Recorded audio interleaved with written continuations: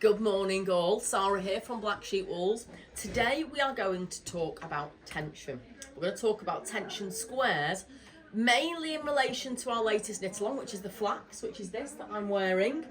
But tension squares are really important, or achieving the right tension is really important in anything you make. I do a tension square for every garment I make, regardless if I've made it before, if I've used the yarn before. Tension can vary on what sort of mood you're in. If you cross, you knit really tightly.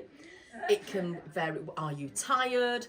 Are you using metal needles? Are you using wooden needles? All these things can make a difference to your tension. So you must check your tension. We quite often get a lot of people who say, oh, it's knitted up big. If you have achieved the tension, if you're making the right size for you anyway, you've measured the size you're going to make, etc., and you've got the right tension, it should come up exactly as the pattern states. And you almost, and this sounds silly, almost ignore the tension that's on the ball band. You need to achieve the tension that the pattern states, because that's the designer's tension, and that will ensure it works. Now, the flax knit along, this one, ta-da, is knitted in the round. There are baby sizes, children's sizes, and then adults. It's really size inclusive, but it's knitted in the round, so your tension square needs to be knitted in the round. Knit stitches and purl stitches, when you're doing a normal panel of stocking stitch, knit stitches and purl stitches quite often have different tensions for people. When you're knitting in the round, you're only doing knit stitches, so therefore your tension will be different. Now, to show this, and I do have lots of notes here because I was working on this at the weekend. So to show this, I have done 3 different tension squares.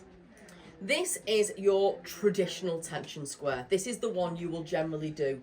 As a UK knitter who is used to knitting in pieces, you will knit a flat square with a garter stitch border to ensure it lies flat, and you'll measure your tension off that. The knitted flat piece for this, I achieved 19 stitches to 10 centimetres. I then, because I need to swatch in the round, I then did a piece knitted on magic loop. This is the tightest piece that I've done, and this gave me 20 stitches to 10 centimetres. So I'd need, and for the flax you need to achieve 18 stitches to 10 centimetres. So I'll probably need to go up a couple of needle sizes for that one. I then found a great video online from Ysolda Teagues' blog, and it's the easy way to knit in the round, and it gave me this. Now, I'll be honest, what I would generally do with this, if I wasn't going to use it on a video, is I would pin that out and spray it so it lay flat and then measure it. Lucy and I have both checked it, but it's also easy with something like this to check it with a ruler and not a tape measure. So I put my lock and stitch markers fallen out, but I put my lock and stitch markers 10 centimetres apart by a ruler and then count the stitches.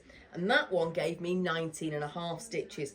So you can see I've changed. That might not sound like a lot to be 1 stitch different across all those 3 tension squares.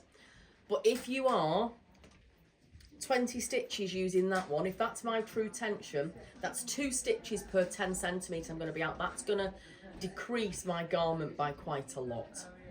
So bear that in mind. The Ysolda Teagues way, there is a great blog post if you put it into Google, or it's linked to from our blog. But it's a bit of an unusual beast. It's like knitting an I-cord. It's like knitting a very big I-cord. And I'm going to use this one because I feel like this is truest to my tension. So basically what you do, you knit a row, you then slide it back to your needle using a small circular, and strand the yarn across the back and start knitting again.